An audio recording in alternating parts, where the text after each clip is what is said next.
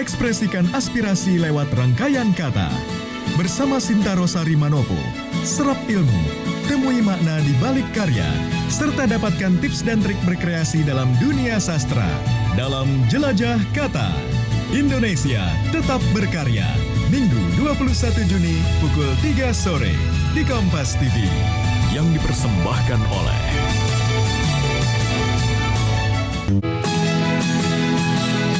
Ayo, ekspresikan aspirasi lewat rangkaian kata.